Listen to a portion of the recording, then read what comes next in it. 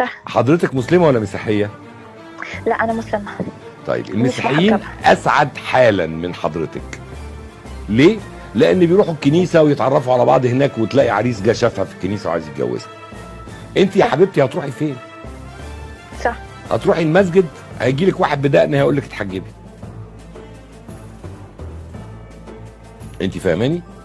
فالقضية كلها ان انت محتاجة تكوني متواجدة في مكان فيه بني ادمين محترمين، حد يقرب منك، عايز يرتبط بيكي، عايز يتجوزك.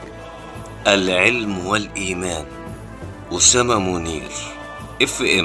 هو من صلاحيات الإذاعة إنك تشككها في دينها ولا إنك تدعي الناس لدينك؟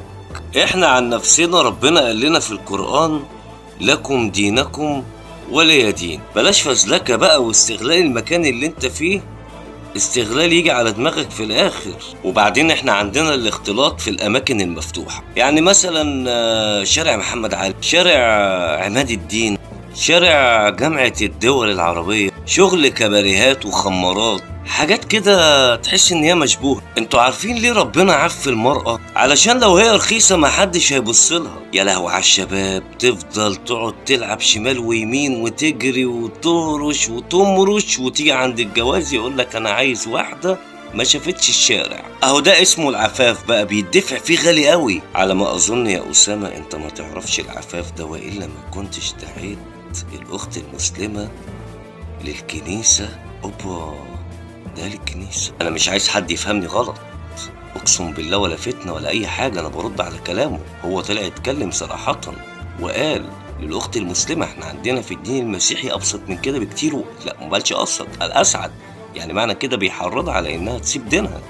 فانا كل العملية برد عليه بس والله ان الاختلاط عندنا في الاماكن المشبوهة بس، والله ده عندنا في ديننا احنا، مالكش دعوه بديني بقى، انت كده كده على ديانه تانية. يا جماعه والله ما قصدي حاجه، انا برد على كلامه، اصله خنقني قوي. ما حدش يزعل مني بالله عليكم، اصل هي دي الحقيقه.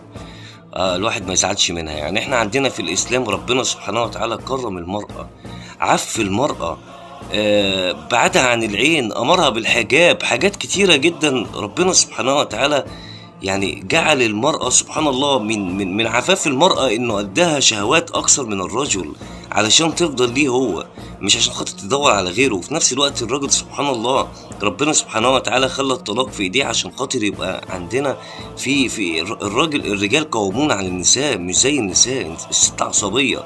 فعفاف المرأة ده في كل شيء سبحان الله. ده حتى في الجنة، في الجنة ربنا سبحانه وتعالى هيخليها أجمل من حور العين نفسهم اللي موجودة مع جوزها. بس كده، ده كل جمعة